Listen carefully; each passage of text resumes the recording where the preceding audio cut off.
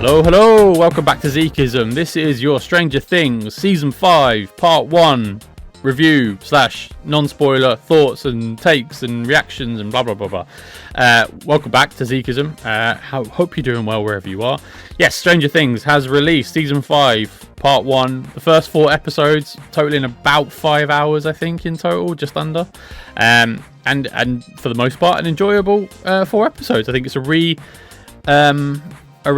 I was trying to find the word there. A return to Hawkins, Indiana, and welcome back to the characters that we all love. I love the characters of Stranger Things. I love the world of Stranger Things. I love the lore of Stranger Things. So I am coming into this contextually. I am an unabashed Stranger Things fan. I love the characters very, very much. I'm very protective of them, and I'm very concerned that I'm going to lose some come the end of the season without spoiling anything in this series of episodes. But it is, for the most part, I think this season, or certainly these 4 episodes specifically, are a reintroduction to the world, to the characters, to that lore I just mentioned. And I think that's mainly so it's only the first 2 episodes. I think for the most part are a lot of reintroductions, resetting, re-establishing where they are, what they've been through, like where we left them in season 4, and for the most part, the exposition dump of what's going to happen with this season. So the plot synopsis in a nutshell, without spoiling anything or trying not to spoil anything, so apologies. Basically, we open up on Hawkins, Indiana, after the events of season 4, where Hawkins is basically mildly destroyed, and the Upside Down and the real world, there are lots of cracks that have opened up and basically blurring the lines between the Upside Down and our world. And that's it. We're under military occupation. There is a military guard presence surrounding the town. No one's allowed in or out. The people who chose to stay in Hawkins, or obviously all our main characters, bar Murray, chose to stay in Indiana, and they're obviously under quarantine. So therefore, they are guarded by military presence, and that's sort of all you need to know to open up the season. I don't think they're going to attract any new viewers at this point after 4 seasons, but if you haven't seen any of the 4 seasons, like my co-host on the Zekeism podcast hasn't, I urge someone to check it out, because I think it's a really good show. Seasons 1 and 4 are probably my favourite, 4 being number 1, but I think all 4 seasons are really good. If you like sci-fi horror, then it's probably your show.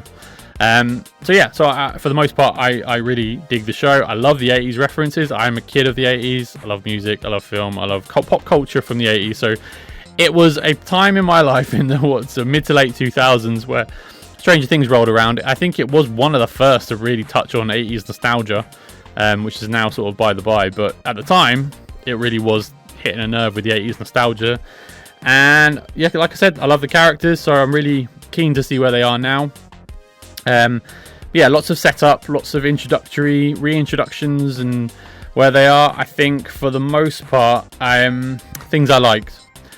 Apart from the characters, I like potentially where they're going without spoiling anything. I think there are things, trying not to spoil anything, there are things that happen at the end of episode 4 where I'm like, okay, I'm keen to see where this goes. I'm keen to see what happens. There are things that surprised me that I didn't see coming, and there are things I did see coming. But at the same time, I think, okay, it's fine. I sort of know enough, but don't know exactly where they're going. I have suspicions, I have theories, but I don't think it's going to spoil my enjoyment at all. I think anyone who's a fan of Dustin may struggle with his character arc this season, or may not. I don't know.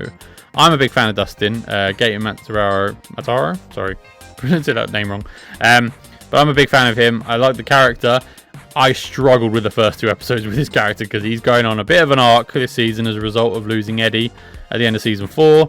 And he's got a bit more attitude. He's a bit more grown up. He's a bit more hard to like. But, that might be a character arc we kind of circle back to, and we get our Dustin back. You don't know. There are lots of messaging that I noticed in these episodes. Obviously, Vecna is a symbol of child abuse, stalkers, child abductions, all that nasty stuff Vecna represents in a very sci-fi horror movie villain Freddy Krueger-esque way. So obviously, you know, I'm not speaking as a matter of fact. That's just, you know, everyone assumes the same thing. But so obviously the message in there about, you know, the reaction to child abductions and so forth is obviously there.